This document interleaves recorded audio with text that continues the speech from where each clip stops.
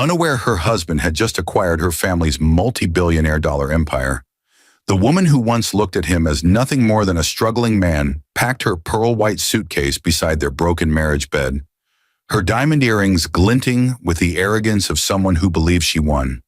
She walked away from the husband she thought was poor, divorcing him to marry his best friend, the man who whispered wealth into her ears and promised her the world she thought her husband could never afford. She never knew that while she signed those divorce papers with pride, her husband stood calm, silent, holding the very keys to the empire she abandoned. The wedding day arrived with champagne and expensive perfumes, but something darker unfolded under the bright chandeliers. Her lover poured dirty water on the husband she left behind, mocking him before the crowd, believing him worthless, beneath them, forgotten. What she did next shattered every expectation, every lie she built her life on, revealing secrets deeper than betrayal, wealth older than blood, and love twisted into ambition. Why was she unaware he now owned her family's multi-billionaire dollar empire? Why did she marry his best friend believing he was poor? And what did she do the moment her lover poured dirty water on him that shocked her more than fate itself? She didn't look back, and maybe that was her first mistake. Celeste Hartman moved through the marble foyer of the mansion she grew up in, the same mansion her parents built brick by brick from the beginnings of their multi-billionaire dollar empire. Yet today she walked like a conqueror rather than a daughter. Her heels clicked like tiny hammers announcing victory, her perfume trailing confidence behind her, like a royal banner snapping in the wind. Outside, the estate stretched wide with imported palm trees, gold-tinted gates, fountains carved from Italian stone. Wealth so loud it nearly screamed.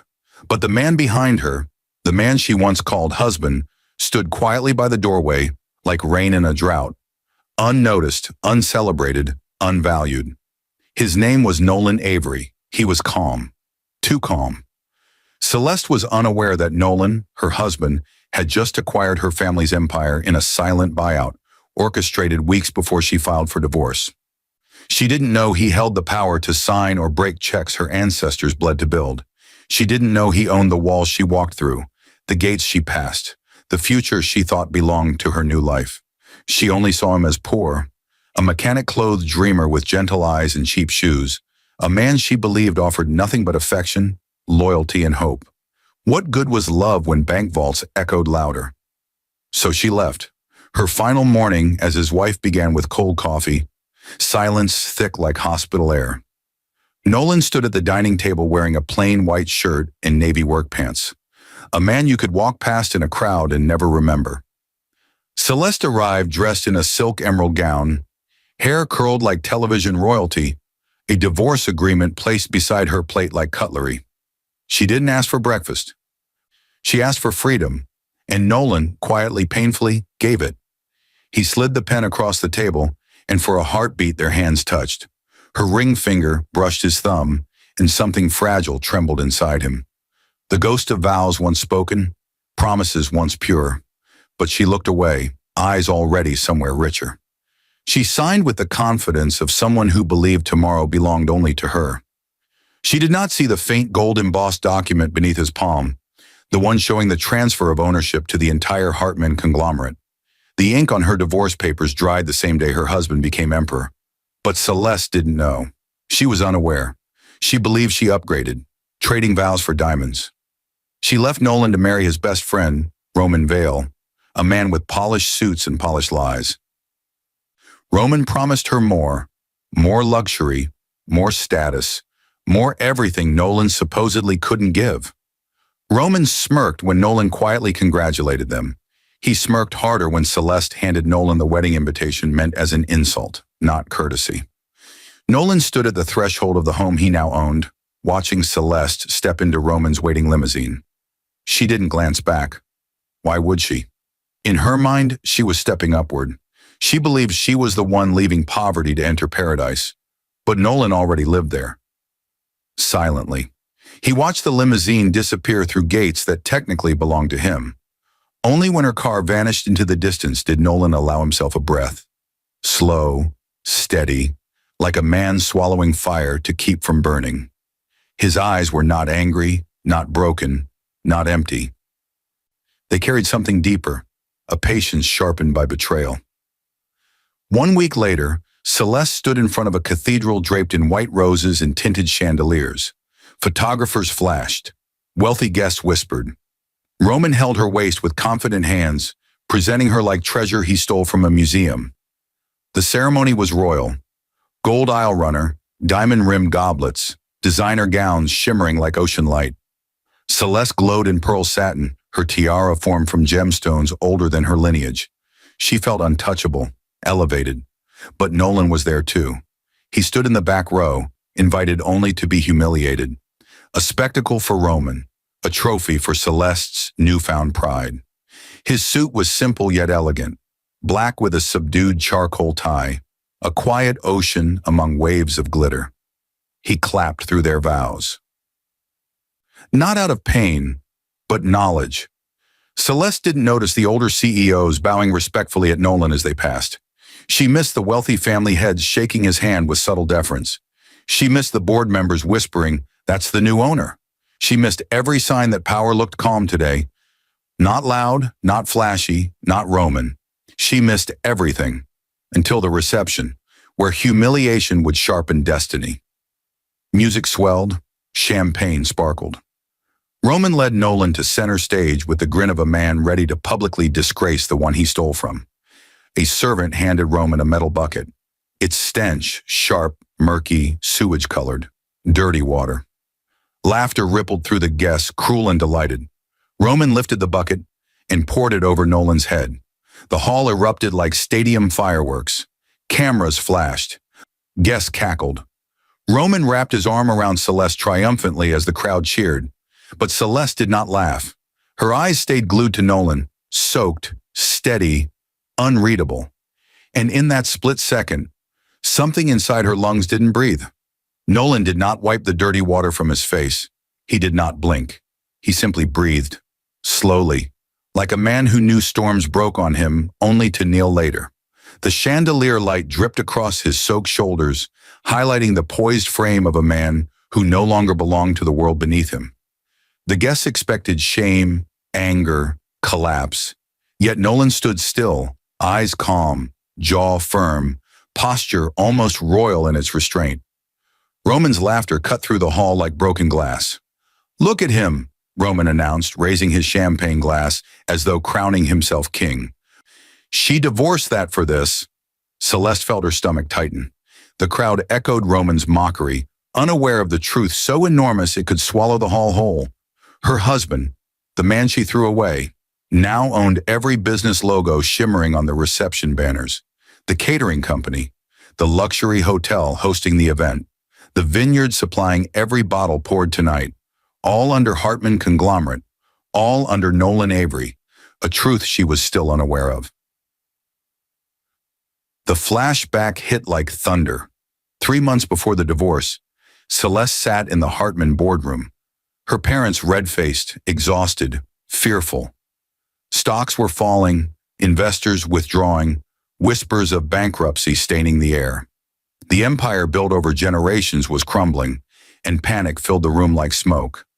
Nolan was there, quiet at the corner seat, unseen. Uninvited by opinion, yet invited by obligation, her husband. He listened as her father, Albert Hartman, argued with shareholders. He watched Celeste twist her engagement ring anxiously. He spoke only once. "We need restructuring and a leadership buyout," he suggested gently. "There's a way to protect everything, but it must be private." The board laughed. Her mother scoffed. Celeste lowered her eyes with silent shame. Nolan, the poor husband, offering financial advice to billionaires? But he left the meeting early, not in defeat, but in beginning, because Nolan was not poor. He had inherited dormant shares from his late father, shares tied to old Hartman partnerships decades forgotten. He quietly orchestrated acquisitions behind the board's blind spots, negotiated expansions with foreign investors, and resurrected dying subsidiaries under new agreements. He worked silently in shadows, until one dawn, signatures etched destiny on gold-edged documents. Hartman conglomerate, the empire Celeste believed Roman would elevate her into, became Nolan Avery's, and nobody knew, especially not her. Back in the cathedral hall, Nolan's soaked suit clung to him like second skin, but in his eyes something burned colder than water. Truth unspoken, power untouched, dignity unstained. Roman tugged Celeste closer, soiled bucket swinging loosely at his side like a trophy of cruelty. "Say something to him, sweetheart," Roman urged, smirking. "Let him know what he missed." But Celeste's lips parted, and no words came. Her heartbeat pulsed like warning drums. The hall's lights blurred at the edges. Her eyes flickered between Roman's mocking grin and Nolan's haunting calm. And then the unexpected happened. Nolan reached into his pocket, not hurried, not trembling, confident, like a man unveiling destiny. He pulled out a folded document, gold seal, silver ribbon, the Hartman crest shining like revelation.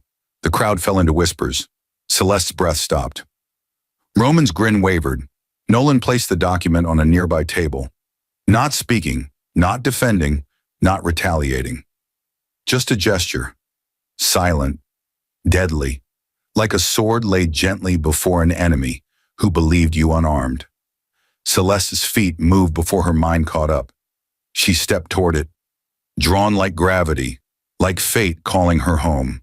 Her fingers skimmed the edge of the parchment, eyes widening with every line she read, every signature, every corporate seal. Her blood ran cold. Her husband, the man drenched before her, had just acquired her family's multi-billionaire dollar empire. He owned everything she left. Her knees weakened. Her pulse misfired. Her voice shattered into a trembling whisper only she could hear. "What have I done?" But nobody else heard it, only the guilt that echoed inside her ribcage. Roman grabbed her wrist, voice sharp. "Ignore that. He's nothing." Nothing? He was everything. And she divorced him for the man now clenching her arm. The lover who would soon betray her beyond recovery. Because humiliation was only the first drop of water in a flood. Nolan turned slowly, leaving the hall with quiet poise, footsteps echoing like countdowns to disaster. He did not acknowledge Celeste. He did not look back. He did not need to. Silence settled over the hall long after Nolan walked away, but silence can be loud, painfully loud. Celeste's heartbeat felt heavier than the orchestra music still playing in the background. Her gown suddenly weighed like wet cement on her skin. She could barely breathe, barely blink, barely justify the man she chose standing beside her. Roman snapped his fingers for the band to play louder, forcing celebration down the throats of guests who now carried confusion instead of joy. He wanted laughter to bury the moment, to bury Nolan, to bury the truth Celeste had read in that document. But truth never stays buried. Celeste stepped back, slowly removing Roman's hand from her arm. Her eyes followed the droplets of dirty water still scattered across the marble floor. Proof of Nolan's humiliation, proof of Roman's cruelty, proof of her mistake. Every drop was a memory she could never erase. Roman moved closer, impatience bleeding through his perfect suit. "What's wrong with you?" he hissed quietly, smile still painted for the crowd. "You're my wife now. Stop staring at him like you regret it." Regret. The word tasted like metal. She swallowed it, but it scratched all the way down. She remembered nights Nolan stayed late fixing broken pipes in their small apartment while she slept under blankets he bought with his last paycheck. She remembered his hands stained with oil, cooking her breakfast after 12-hour shifts. She remembered him promising that their future would bloom, not because of money, but because of them. She abandoned that man for Roman's polished promises. Roman clinked his glass against hers, forcing a smile into her cheek. "Smile. You're Mrs. Vale now, the wife of a future king." Future king? Yet the man he humiliated was the king already. Celeste's voice trembled, barely more than breath. What if he wasn't what we thought? Roman paused on only for a second, but the crack appeared. "What does that mean?" His eyes sharpened, mask slipping just enough for her to see the darker bones beneath. Celeste clenched her fingers, remembering the golden sealed document, the empire transfer, the truth she didn't want to believe. She saw the engraved signatures. Nolan Avery written above every board member, every company branch, every property her family once owned. Roman leaned closer, voice low enough to burn. Nolan is nothing, and if he were something, he wouldn't have stood there like a dog. Not a dog, a lion watching mice. Celeste stepped away again, this time with intention. Her heels echoed across the marble floor as she walked out of the hall, ignoring Roman's calls, ignoring the staring guests, ignoring the chaos heat rising behind her. She followed the wet footprints Nolan left behind. Outside, the night was colder than she expected. Nolan stood beneath the grand staircase of the hotel entrance, rain starting to fall, streetlights softening the edges of his silhouette.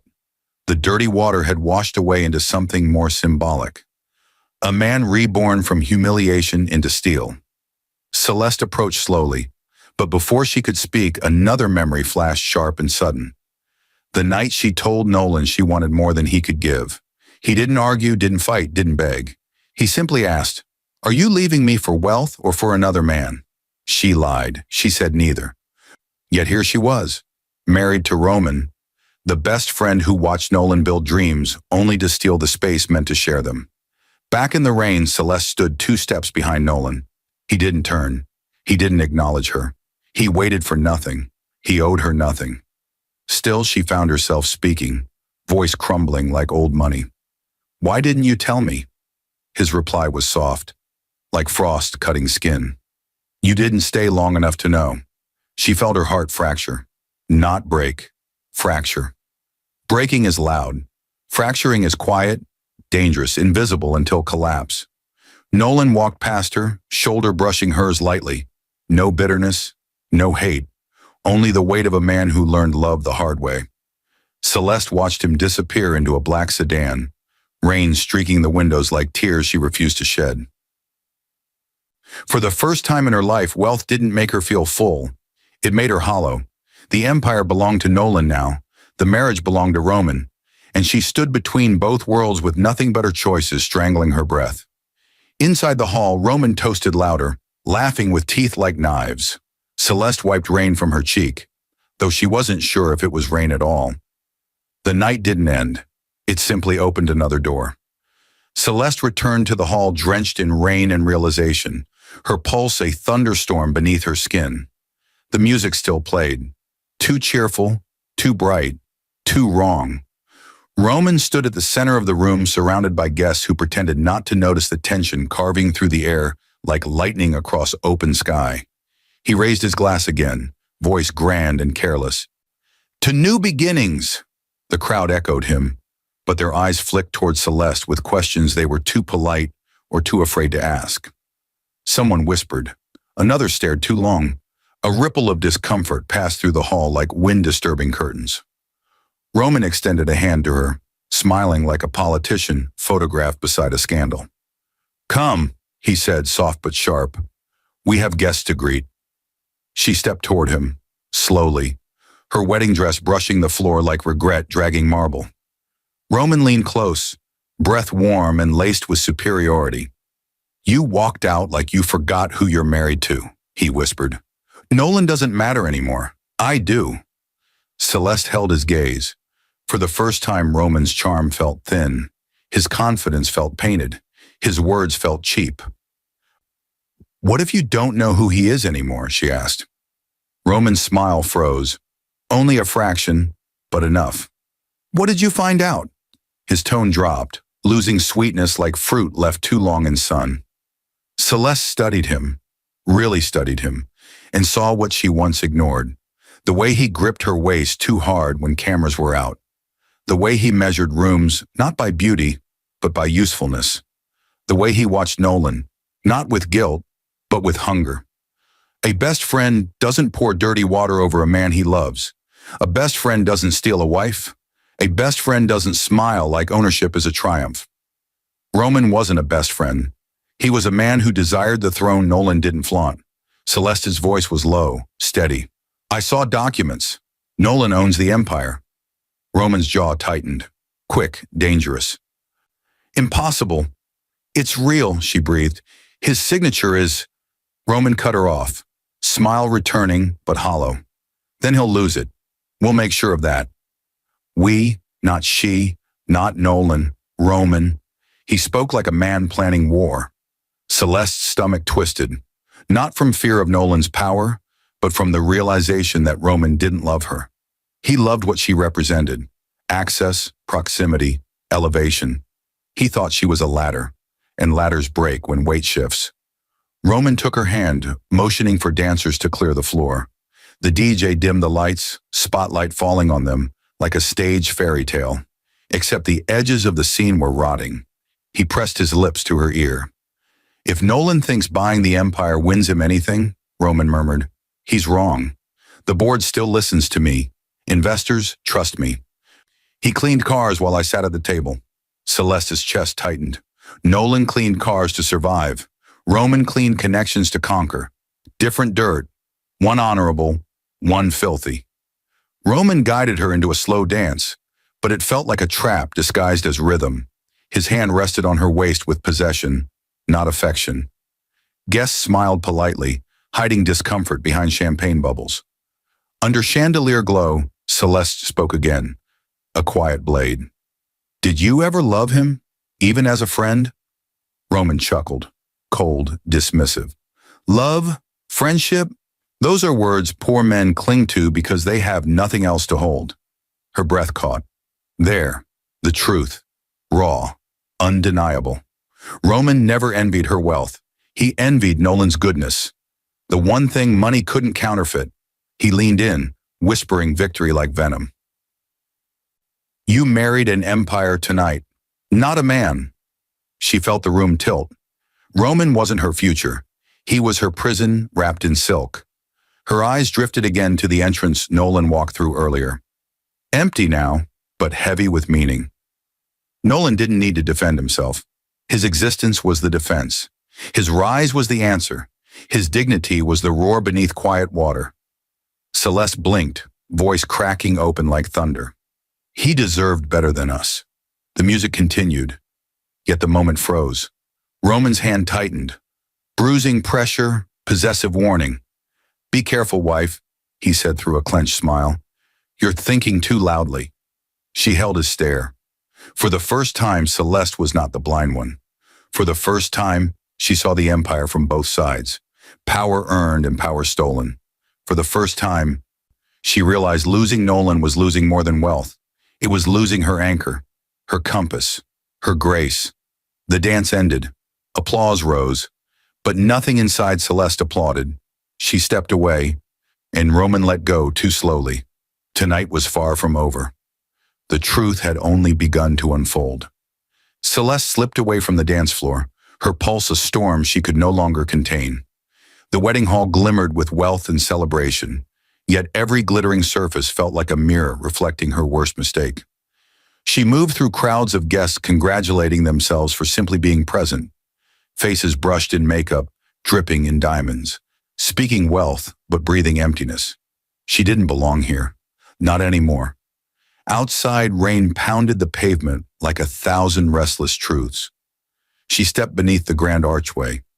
Satin hem dragging through puddles, tiara catching droplets like shattered stars. Her makeup streaked, not from vanity ruined, but from realization blooming painfully slow. She wanted to speak to Nolan, not for forgiveness. She didn't deserve that yet, but for understanding, for closure, for clarity. Lightning ripped across the sky, bright enough to illuminate a black sedan waiting under the portico. The same car Nolan left in moments earlier. She rushed toward it, clutching her gown, breath ragged. The window rolled down. Nolan's eyes found hers through rain. He didn't look angry. He looked finished. Something inside Celeste broke cleanly. "Nolan," she exhaled, voice thin as twilight. He said nothing. Silence spoke louder. She stepped closer, rain soaking her veil to her skin. "I didn't know. I swear to you. I didn't know who you really were." "Because you never asked," he murmured. Her chest hollowed. She remembered their first apartment. Walls smelling of paint, floors bare except for one mattress.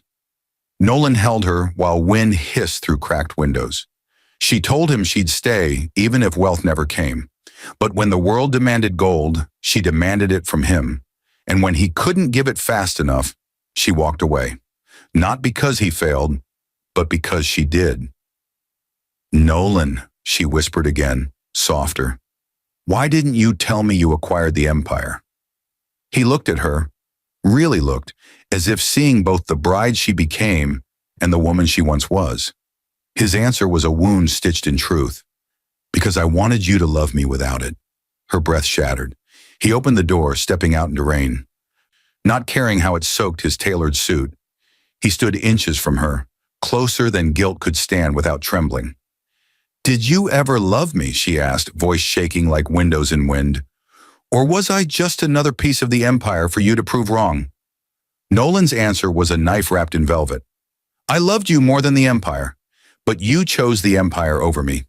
Her heart broke for the second time, and this time she felt it. A figure appeared behind them. Roman, eyes sharp as silver traps, watching his bride in rain with another man. Jealousy, not love, dripped from his presence. How touching, Roman said, voice slicing calm, reminiscing in the rain. Should I leave you two to your tragic poetry? Celeste stiffened. Nolan turned slowly, not intimidated, not impressed. Roman stepped closer, placing a possessive hand on Celeste's shoulder. She's my wife now. You're done, Nolan. The empire means nothing without influence, and I have that. Nolan met his gaze unshaken. You have noise. I have power. Roman laughed, brittle, desperate. You think a signature makes you king? Nolan stepped forward, rain cascading like armor. No, but character does. Roman's jaw flexed, teeth grinding behind a forced smile. He looked like a man losing control, not of his wife, but of his illusion. Celeste watched them. Old love versus new poison. Two men who once called each other brother, now standing like kings preparing for war. The man who valued loyalty, drenched in rain. The man who valued pride, dry under golden lights. She chose wrong.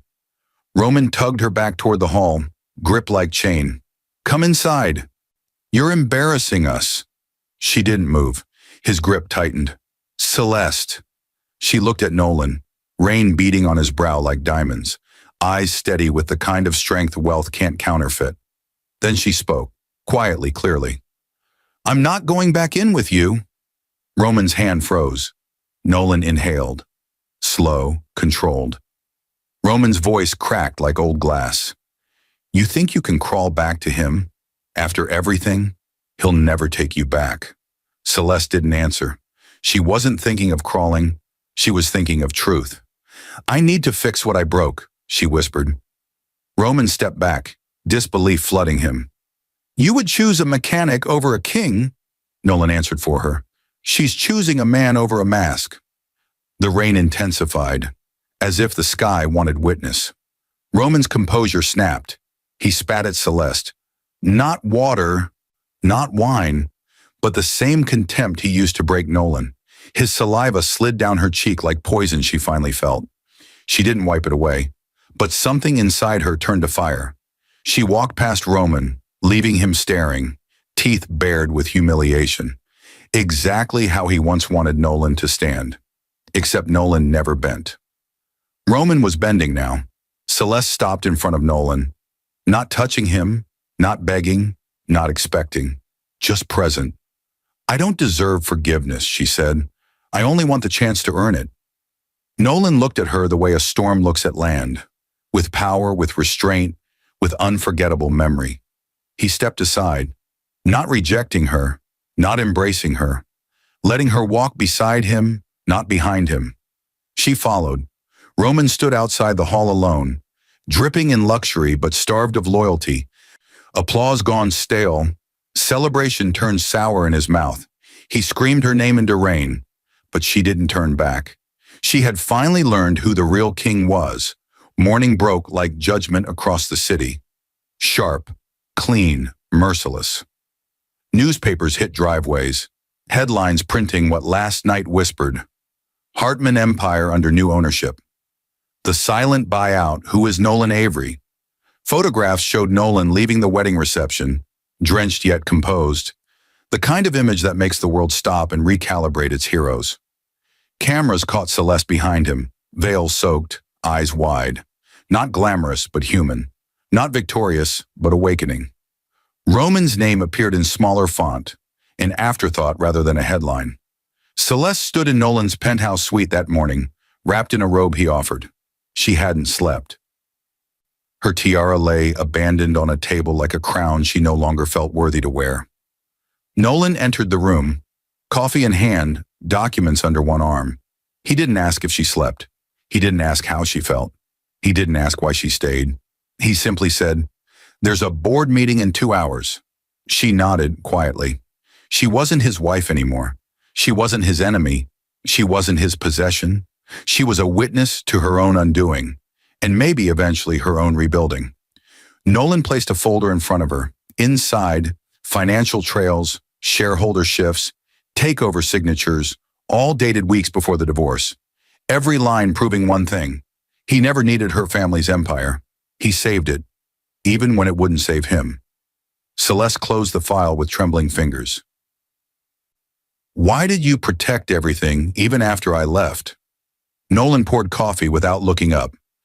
"Because I married a future, not a fortune." Her throat tightened. She remembered telling herself love without wealth would starve. Yet she discovered wealth without love starved deeper. Lightning noon sunlight spilled across her face, illuminating regret, illuminating growth. At 9:01 a.m., the boardroom doors opened. Executives sat stiff like carved oak. Familiar faces that once dismissed Nolan as background furniture now watched him with sharpened respect. Roman arrived fashionably late, swagger brittle beneath polished shoes, tie knotted too tight like guilt. He didn't expect to see Celeste seated beside Nolan. Not touching, not claiming, simply present like truth standing upright. Roman smirked, masking panic with arrogance. "So this is your show now?" Nolan slid a document across the table. "Not a show, a transition." The board leaned forward. Roman scoffed. "You think you can run the empire alone?" Nolan met his eyes. Calm, grounded, lethal. "I won't run it alone." Heads turned. Nolan stood, unbuttoning his suit jacket, voice clear enough to cut glass. "I want Celeste to return as Chief Operations Director." Silence collapsed the room like a cathedral losing air. Celeste inhaled sharply, not from excitement, but disbelief. She opened her mouth, but Nolan raised a hand, not silencing her, grounding her. "This is not about marriage," he said. "This is about legacy. She grew up in this empire. She understands its bones. She knows where it breathes and where it breaks." Roman slammed a fist on the table. "Over my dead influence will she get power back?" Nolan didn't blink. "You don't have influence. Not anymore." He clicked a remote. Screens lit up with financial evidence Roman hoped stayed buried. Embezzlement trails, misused funds, lavish spending disguised as company expansion. Gasps broke like thunder. Roman staggered backward. Celeste's hand covered her lips. She once believed Roman was wealth refined, yet he was wealth corrupted. Board members whispered frantically. Roman pointed wildly at Celeste. "You planned this with him behind my back." Celeste shook her head, slow, aching. "No, I fell for you because I didn't see the truth. I'm not blind anymore." Roman reached for her, desperate, grasping, shaking. "You were mine." She stepped away, firm, final. "I was never yours. I was borrowed confidence for your hollow throne." Security entered. Roman's rage cracked into fragments of defeat. Thrown out of the empire like a man evicted from a castle he only decorated but never owned. His shouts echoed down hallways, no longer willing to hear him. Celeste stood frozen, heart thunder heavy. Nolan took his seat at the head of the table. He didn't look triumphant. He looked steady, the way mountains do after storms. He turned to her, eyes neither warm nor cold, but open. "Do you accept the position?" Celeste inhaled, deeply, painfully, honestly. "Yes, not for power, not for glory, but for redemption earned, not requested." The board approved unanimously. Nolan nodded once. Respect without sentiment. The meeting ended. Celeste followed him into the corridor. Steps slower, breath steadier. They didn't speak. Rain hammered the windows. Cleaner now, less violent. Celeste didn't reach for Nolan's hand. She walked beside him. Equal distance, equal silence. Redemption had begun, but forgiveness was still a horizon neither could touch yet. And some horizons take time to walk toward. The sun dipped below the skyline, leaving the city washed in amber and apology. The boardroom war was over, but battles of the heart rarely ended with votes or signatures. Nolan walked ahead of Celeste through the company lobby. Quiet, composed, unbreakable. Employees bowed subtly as he passed, whispering respect that once would have seemed unimaginable. Celeste followed with measured steps, not hiding behind him, not racing ahead. She walked like someone relearning the shape of humility. Every click of her heel was a reminder of pride shed like skin. Outside, black cars waited like obedient wolves. Nolan's chauffeur opened his door, but Celeste gently touched the sleek metal, stopping him. "I'd like to ride with Nolan," she said, voice even, controlled. Nolan paused. The driver stepped back. Rain clouds gathered, but for once the sky did not look threatening, only reflective. She entered the back seat first. Nolan slid in beside her, two bodies sharing silence like a fragile bridge. The door shut. Soft, final. The city moved around them, neon lights blinking like sleepless conscience.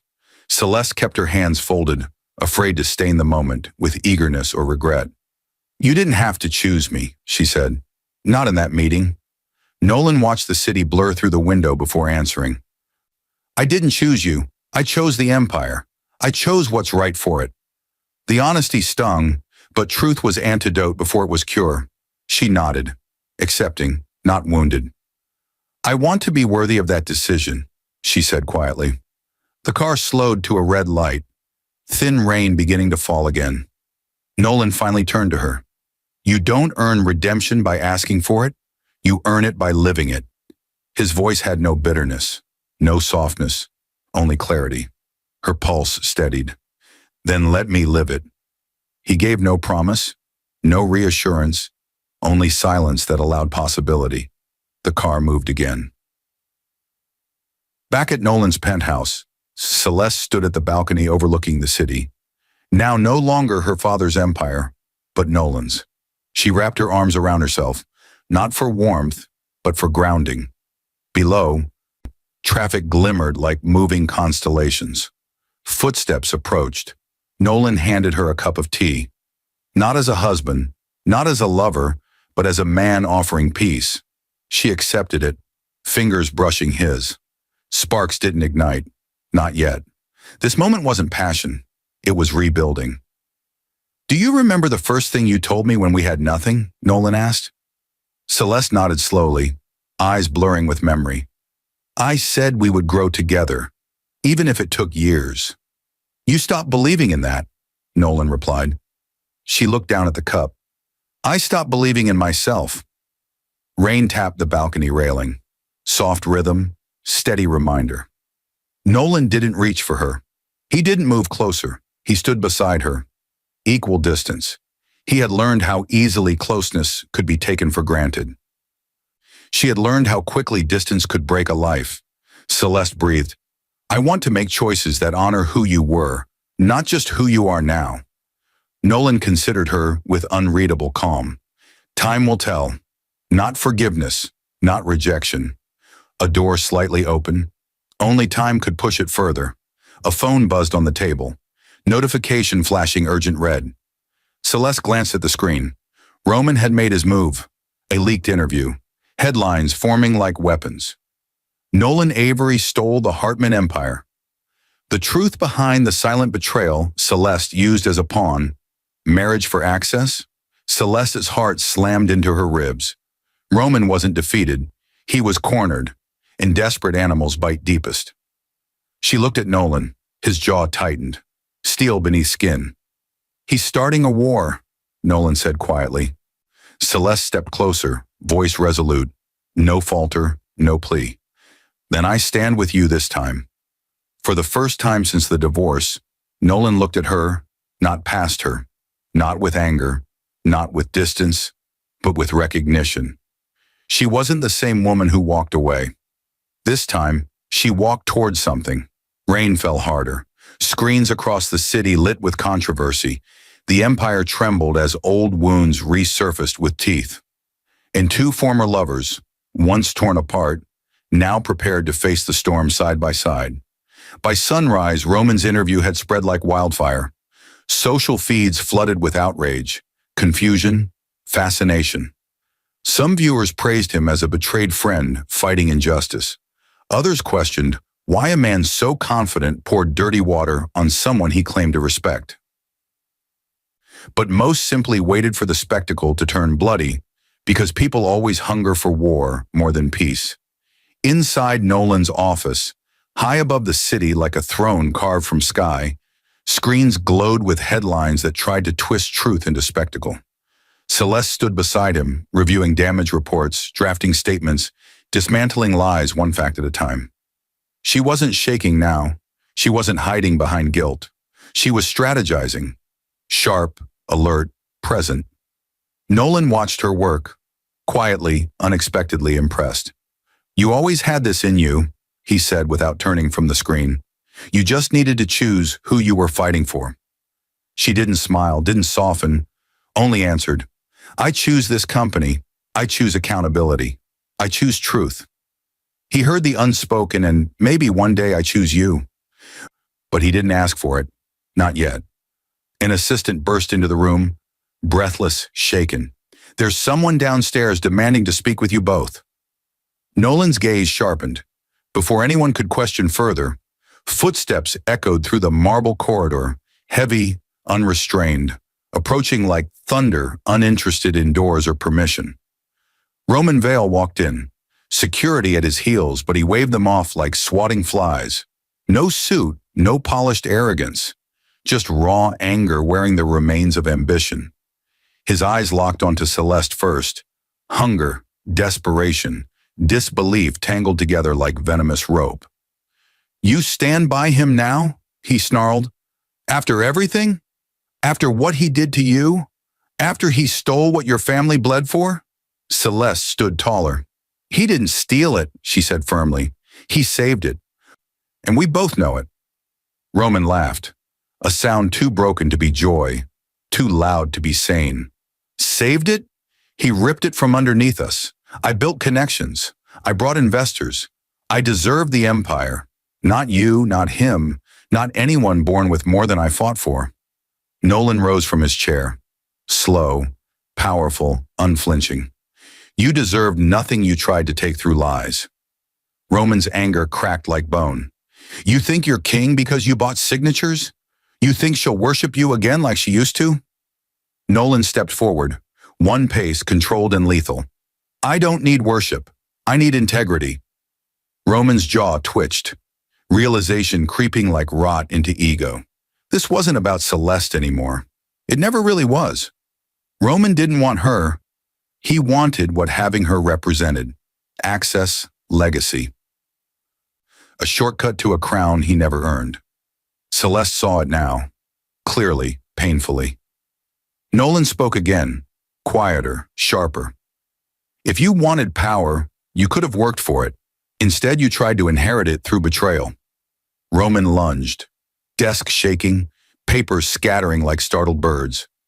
Security moved, but Nolan raised a hand, stopping them. Roman's fist hovered inches from Nolan's jaw. Nolan didn't flinch. Celeste did, but remained rooted, and Roman saw the truth. Nolan was stronger without violence. Roman was weaker with it. His hand trembled, not with rage, but with defeat. He couldn't break a man built from patience. He dropped his arm, eyes glassy, pride leaking out like oil. "I could have been you," he whispered. Nolan answered without cruelty. "You could have been better." Roman swallowed, nothing left to fight with except regret. He stepped back, once, twice, then turned, leaving without ceremony, without dignity, without empire. No applause followed, no cameras waited. Silence escorted him out. When the door closed, Celeste exhaled, slow, deliberate. Nolan looked at her, meeting her eyes without armor this time. You didn't defend him, he said softly. She met his gaze steady. I finally see who he was and who you are. Rain streaked down the window behind him. Slow, cleansing, final. No thunder, not yet, but storms rarely end in 1 hour, and some hearts must rebuild through rainfall, not lightning. Not with chaos, but with rebuilding. The empire stabilized beneath Nolan's leadership. Stock recovered with surprising speed, and investors returned like birds sensing the end of winter. Celeste arrived early to the office daily, left late, absorbed responsibilities with precision and humility, not to impress Nolan, but to become someone capable of facing her past without flinching. Every boardroom meeting she led was a quiet apology. Every decision she made was a step toward redemption. Every success the company achieved was proof she was no longer the woman who left for glittering emptiness. But forgiveness is a slow language. Nolan spoke it sparingly. He watched her, studied her, measured change not through words but through constancy. She didn't ask him for love. She didn't try to reclaim what she once destroyed. She simply became someone worth remembering. Not for beauty, but for character. One night, long after workers left and the skyline hummed like a heart half asleep, Celeste stood alone in the executive office, reviewing files, adjusting projections, pushing through exhaustion like penance. She didn't hear Nolan enter until his shadow stretched across her paperwork. You haven't taken a day off since you started. She didn't look up. If redemption was easy, it wouldn't be real, she murmured. He stepped closer, slowly, like someone approaching a wound he wasn't sure was healed. You're allowed to rest. She set her pen down, finally facing him. Their eyes met, not like lovers who burned out, but like two people approaching possibility carefully, as if it might shatter if handled too quickly. I rested when I didn't deserve to, she said, when you carried everything alone. Nolan's jaw tightened, not with anger, but memory. She continued, voice steady with truth instead of guilt. I walked away because I feared struggle. I didn't realize love is built through it, not around it. He said nothing, but silence softened. She stepped toward him, just close enough to feel warmth but not claim it. I'm not asking you to take me back, she whispered, only to see who I am now, not who I was then. He studied her, eyes deep, unreadable. Lightning flashed outside, not violent, just illuminating. Then Nolan did something she hadn't expected. He offered his hand. Not pull, not possession, invitation. She stared at it, breath trembling, then placed her hand in his. It fit without force, without desperation, without assumption. For the first time, touch didn't ask for forgiveness or romance. It simply acknowledged growth. You've changed, he said quietly. Because losing you changed me, she replied. He didn't smile. He didn't step away. He only held her hand, steady, real. Outside, the city glowed like redemption, learning to breathe, slow but certain. Celeste felt the moment settle into her bones, gentle as dawn, patient as oceans, deep as mistakes transformed. Not reconciliation, not romance reborn, but the beginning of something harder, stronger, truer. Two people learning to rebuild a bridge only when both are willing to walk to the middle. And tonight, they took one step each. Spring arrived like forgiveness, not loud, but living. The empire flourished under shared leadership, each decision a testament to how far Celeste and Nolan had come. She no longer sought his approval, she earned it. He no longer held her at a distance. He allowed her to stand beside him. They became partners, in work, in responsibility, in steady rebuilding. But some distances linger, not because love is gone, but because hearts remember where they broke. One late evening, after another long day of negotiations, Celeste entered Nolan's penthouse. Not as a guest, not as a woman begging history to rewind, but as someone who had proven she could be trusted with silence and space. She found him on the balcony, city lights reflecting across his face like constellations mapping old scars. He didn't turn, but she sensed he knew she was there. The wind carried her voice softly. Today would have been our anniversary. He exhaled, slow as memory, deep as truth. She continued, more steady than trembling. I don't want to erase what happened. I just want to build something better from it. Nolan finally turned, eyes calm, not guarded. What do you want, Celeste? Truly. Not as a test, as an opening. She stepped closer. Not rushing, not assuming. I want partnership, not possession. I want growth, not comfort. I want to walk with you, not ahead of you, not behind you. Her voice softened. And if love returns, I want it to return because we earned it, not because we miss what we lost. Silence settled gently, soft, warm, like dusk accepting night. Nolan's features eased, not melting, not surrendering, simply releasing the weight of yesterday bit by bit. He moved toward her, close enough for breath to meet breath, but not touching. Presence speaking louder than proximity. I never stopped loving you, he said. Not dramatic, not desperate, simply true. But love without trust is a house without doors. You can live in it, but you can't enter or leave freely. Celeste's eyes shimmered, not with sorrow but gratitude. Then let's rebuild with doors, she whispered. Not a plea, a promise. Nolan lifted her hand, not to claim her, but to acknowledge the woman she became. No wedding ring, no kiss. Not yet. Instead, he held her hand against his chest, heartbeat firm beneath her palm, steady like foundations reinforced after storms. You've earned your place beside me, he said. And this time the distance between them didn't hurt. It healing. They stood beneath a sky stitched with stars, neither rushing the future nor clinging to the past. The empire no longer divided them.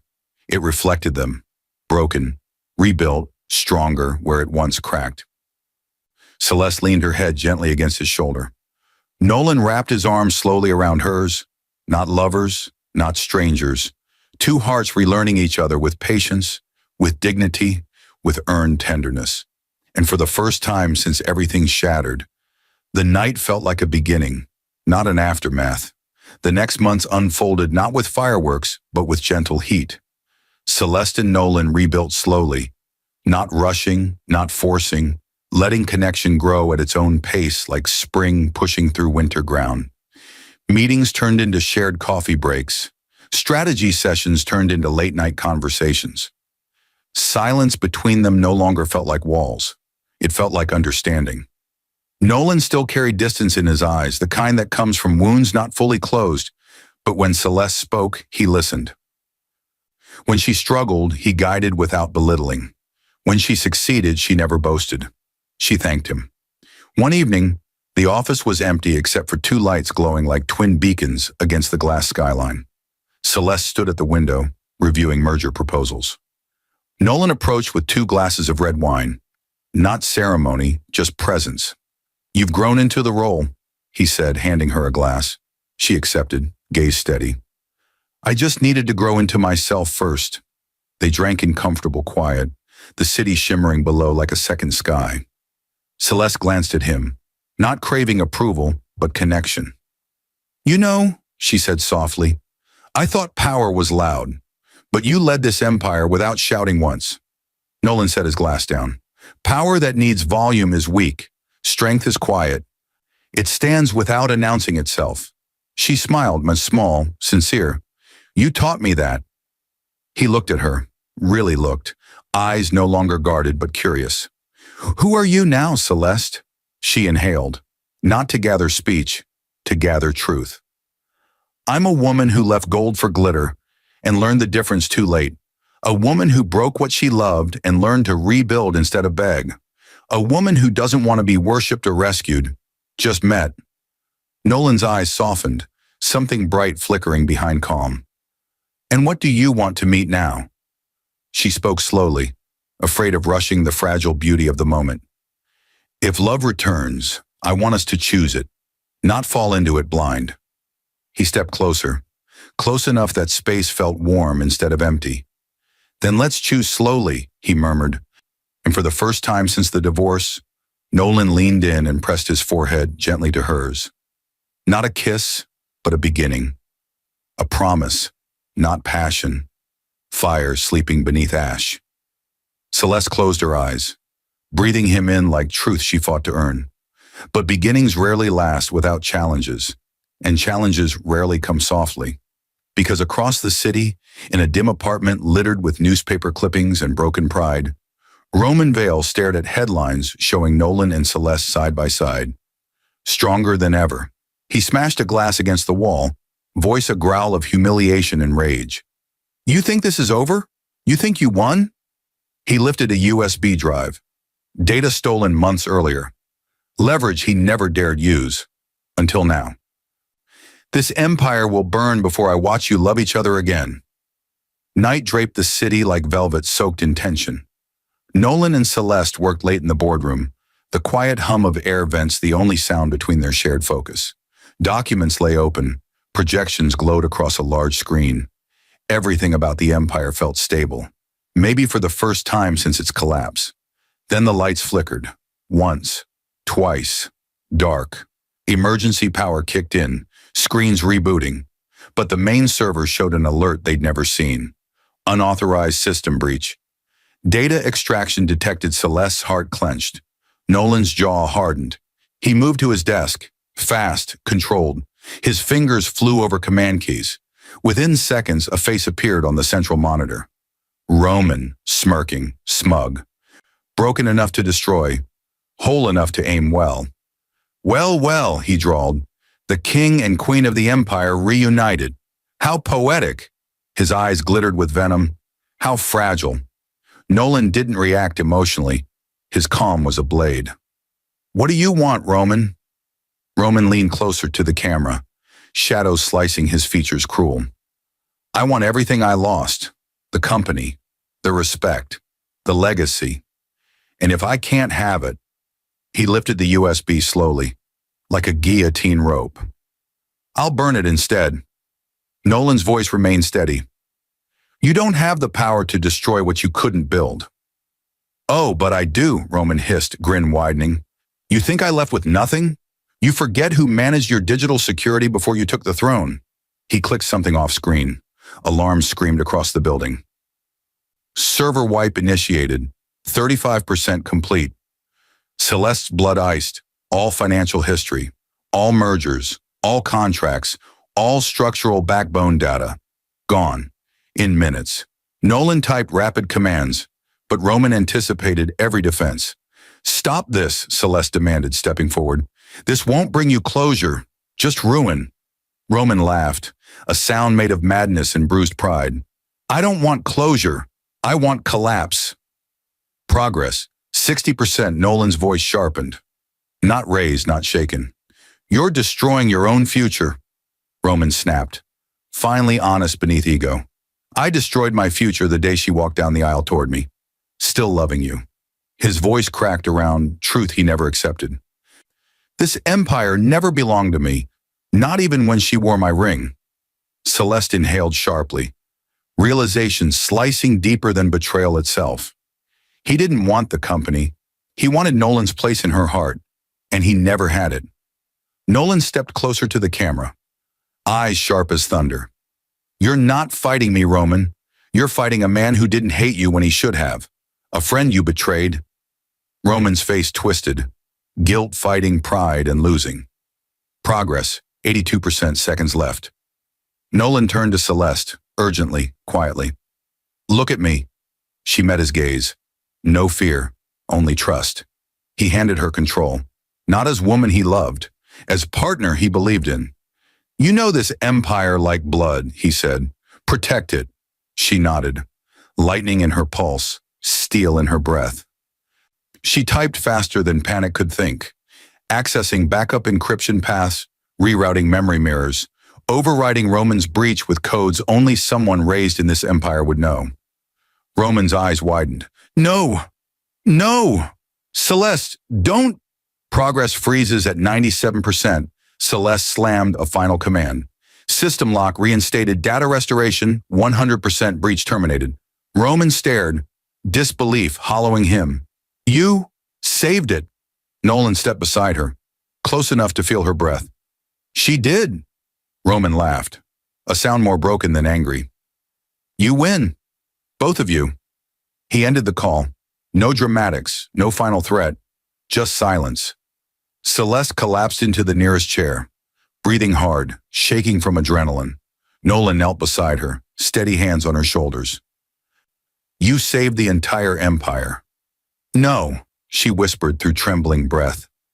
"We saved it. Together." He nodded, small, sincere. This time he didn't look at her like a woman seeking redemption. He looked at her like a woman who earned it. And then, softly, deliberately, he cupped her face, wiping a tear she didn't realize had fallen. Not for pain, for healing, for return. He leaned forward, slow enough to stop if she flinched. She didn't. Their lips met, not desperately, not hungrily, but with the gentle certainty of love, rebuilt brick by brick, not rushed, not stolen. A kiss soft as dawn, steady as growth, earned as truth. The empire stood. They stood stronger, together. Morning poured gold through the floor-to-ceiling windows, warm and clean like forgiveness. Nolan woke first, not to tension, not to distance, but to the sound of quiet breathing just beside him. Celeste lay with her head resting lightly on his chest, one hand holding his, as though afraid to let go, even in sleep. For years she chased what glittered. For months she rebuilt what she shattered. And now she held what she finally understood had always been priceless. Nolan brushed a strand of hair from her forehead. Slow, cautious, reverent. Her eyes fluttered open, soft, warm. Real, not entitled love, earned love. "Good morning," she whispered, voice still half-dream. Nolan smiled, small but unmistakably genuine. "Good morning." No tension, no bitterness, just presence, something they once lost and had finally learned how to hold. Celeste sat up, sheets falling around her like silk rain. "I don't want us to rush," she said gently. "I want us to grow. Every day. Intentionally. I want a future that doesn't depend on wealth or pride, but on who we are when no one is watching." Nolan rose to meet her gaze, steady, certain. "We'll build it slow," he replied. "No castles made of fear, no love borrowed from insecurity." She inhaled and smiled, not with lips only, but with her entire being. A knock sounded at the penthouse door. Nolan slipped on a shirt, Celeste wrapped herself in a robe, and together they opened the door. A courier stood waiting, envelope in hand, sealed in black wax. Nolan accepted it, broke it open, read. Celeste watched his expression shift. Not fear, not shock, but a calm acceptance. He handed her the paper. Roman Vale had submitted himself to rehab, not as punishment, but as surrender, therapy, isolation, recovery. A handwritten note attached. "I lost myself trying to be powerful. You two found power by becoming better. Don't waste what I tried to steal." Roman, Celeste's chest tightened, but not with anger, with closure. Nolan placed the note down. "No more wars," he said. "No more wounds," she answered. They sat together, side by side, watching morning bloom across the sky, light painting the empire they now protected as equals. Not because they were perfect, because they were willing. Celeste rested her head on Nolan's shoulder, fingers finding his again with no hesitation. He didn't pull away. Where once there was betrayal, there was rebuilding. Where once there was humiliation, there was healing. Where once there was divorce, there was a new beginning. Chosen, not inherited. Their love did not return as fire, it returned as dawn. Slow, soft, unstoppable, and this time, they walked into it together. Time passed, not fast, not slow, but with purpose. 3 more months of healing, 3 more months of growth, 3 more months of choosing each other with intention rather than emotion alone.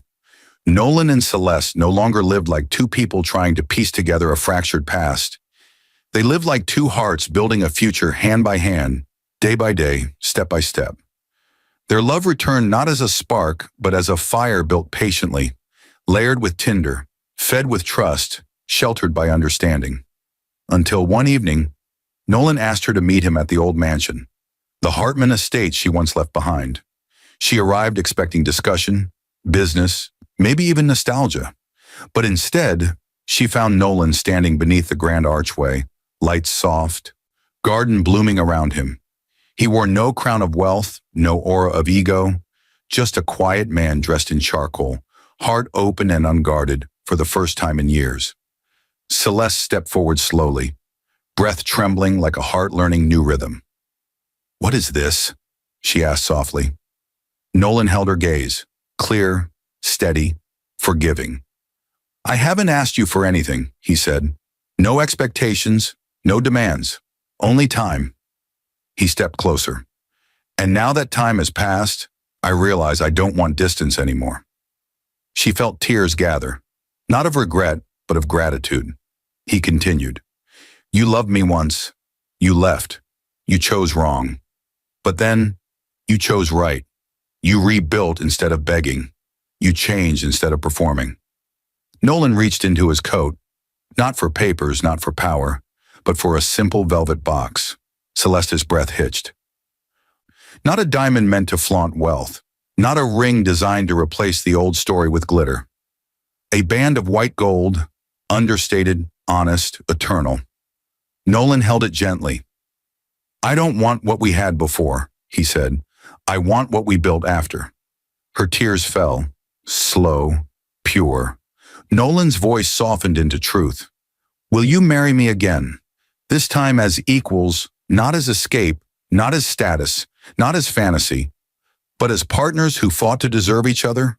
Celeste covered her mouth as emotion broke through her body like dawn through night. Not begging, not pleading, not dreaming, but ready. "Yes," she whispered, "not because I lost you, but because I earned you back." Nolan slid the ring onto her finger, hands steady, not out of triumph, but peace. He kissed her, not rushed, not desperate. Slow, deep, certain. Not a second chance, a new beginning. The empire lit with celebration, employees cheering across every floor, screens broadcasting joy instead of scandal. The world watched not the fall of love, but the redemption of it. Celeste held Nolan's face between her hands, steady, alive. "We write our story from here," she said. He nodded, forehead resting against hers. Together, always slow, always chosen. And under the same roof where pride once shattered them, love returned home. Earned, forgiven, forever.